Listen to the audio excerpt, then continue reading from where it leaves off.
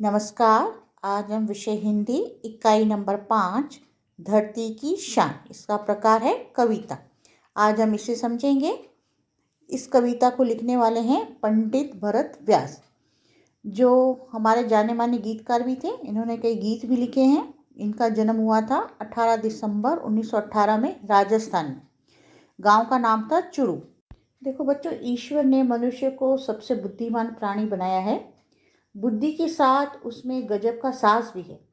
मनुष्य ने अपनी बुद्धि और अपने साहस के बल पर ऐसे काम कर दिखाए हैं जो कभी असंभव माने जाते थे, परंतु आज मानव ने ऐसे काम को संभव करके दिखा दिए। देखो, जल, थल और आकाश में अपनी सत्ता स्थापित करने में मनुष्य आज सफल भी हुआ है। और प्रस्तुत कविता में कवि ने मनुष्य में छिपी हुई अद्भुत शक्तियों के बारे में बताया है। तो अब नीचे से हम इस कविता को पढ़ेंगे भी और साथ साथ में हम समझते भी जाएंगे।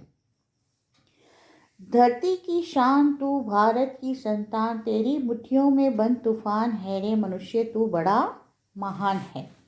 अब देखो, शान का मतलब है वैभव या गौरव। यहाँ पे कवि कह रहे हैं, हे भारत के पुत्र, तू इस धरती का गौरव है। तेरी मुट्ठियों में तूफान बंद है। तुझ में तूफान को भी अपने वश में करने की ताकत है। तेरे में इतनी ताकत है। हे मनुष्य, तू बड़ा महान है। तू जो चाहे पर्वत पहाड़ों को फोड़ दे। अब यहाँ पे कवि कह रहा है, हे मनुष्य, तू चाहे तो पर्वतों को भी तोड़ सकता है। तू जो चाहे नदियों के मुख को भी मोड़ दे। अब यहाँ पे नदी का मुख का मतलब है नदी का प्रवाह, बहता हुआ प्रवाह। तो यहाँ पे कवि कह रहे हैं कि अगर तू चाहे तो तेरे में इतनी ताकत है, इतनी हिम्मत है कि तू नदियों के बहाव की दिशा भी बदल सकता है। तू जो चाहे माटी से अमृत निचोड़ दे। मतलब तू जो चाहे तो मिट्टी से भी तू अमृत निकाल सकता है। तू जो चाहे धरती को अंबर से जोड़ दे। अंबर मतलब आकाश। तू अगर चाहे तो धरती और आकाश को भी तू जोड़ सकता है। अमर तेरे प्राण मिला तुझको वरदान। यहाँ पे कवि कह रहे हैं, तू अपने अनोखे कामों से मरकर भी अमर हो सकता है। तेरी आत्मा में स्वयं भगवान है। स्वयं मतलब खुद। तेरी आत्मा में स्वयं परमात्मा बैठा हुआ है। तुझे अमरता का वरदान मिला है। नैनों में ज्वाल, तेरी गति में भूचाल। ज्वाल मतलब ज्वाला या लपट, गति मतलब रफ्तार और भूचाल मतलब भूकंप। तो यहाँ पे कवि कह रहे, हे मनुष्य, अगर तू क्रोधित हो जाए तो तेरे नेत्र आग बरसा सकते हैं। तेरी चाल में वह शक्ति है जो भूकंप में होती है। तेरी छाती में छिपा महाकाल है। महाकाल मतलब भगवान शंकर का संहारकारी स्वरूप। तो यहाँ पे कवि कहना चाह रहे हैं, तेरी छाती में महाकाल रूपी शिव बैठा हुआ है। पृथ्वी के लाल तेरा हिमगिरी सा भाल। हिमगिरी मतलब हिमालय और भाल मतलब ललाट या कपाल। हे पृथ्वी के पुत्र, तेरे पास हिमालय जैसा ऊंचे दर्जे का दिमाग है। तेरी भ्रुकुटी में तांडव का ताल है। भ्रुकुटी मतलब भौं। जब हम क्रोध करते हैं तब हमारी भौं तिरछी कर लेते हैं। गुस्से में हमारी जो भौं होती है तिरछी हो जाती है। और तांडव मतलब भगवान शंकर का भयानक नृत्य। तो यहाँ पे कवि कह रहे हैं, तू अगर क्रोध में अपनी भौं तिरछी कर दे तो उसका वही असर होगा जो शिव के तांडव की ताल में होता है। जैसे शिव का भयानक नृत्य होता है गुस्से में। निज को तू जान, जरा शक्ति पहचान। निज मतलब खुद, अपने आप को। यहाँ पे कवि कह रहा है, हे मनुष्य, तू अपने आप को पहचान, अपनी शक्ति को पहचान।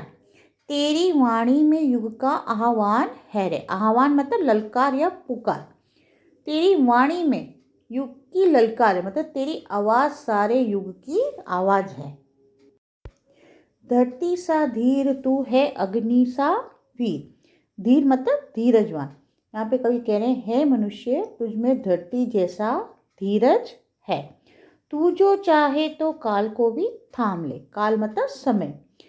तुझमें अग्नि जैसी शक्ति है, तू चाहे तो काल को भी रोक सकता है। पापों का प्रलय रुके, पशुता का शीश झुके।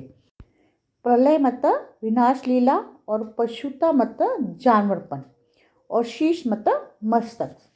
अब यहाँ पे कवि कह रहे हैं कि तू अगर हिम्मत से काम ले तो पापों की विनाश लीला को भी रोक सकता है और आदमी को हैवान बनने से भी रोका जा सकता है।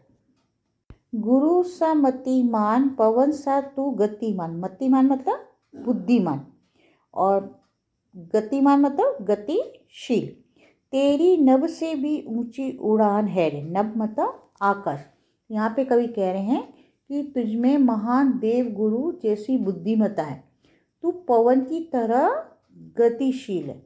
तू आकाश से भी ऊंचे पहुंचने की शक्ति रखता है। इस तरह प्रस्तुत कविता में कवि ने मनुष्य में छिपी हुई अद्भुत शक्तियों के बारे में हमें बताया है। अब देखिए यहाँ पे नीचे शब्दार्थ हैं, शब्दों के अर्थ वैसे मैंने आपको पोयम के साथ साथ समझा दिए, फिर भी एक बार हम देख लेते हैं।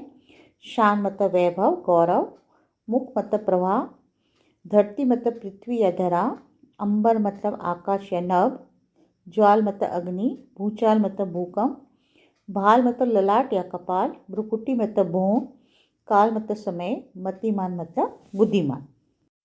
ये पोयम आपके बच्चों यहीं पे समाप्त होती है। आज के लिए इतना ही। नमस्कार।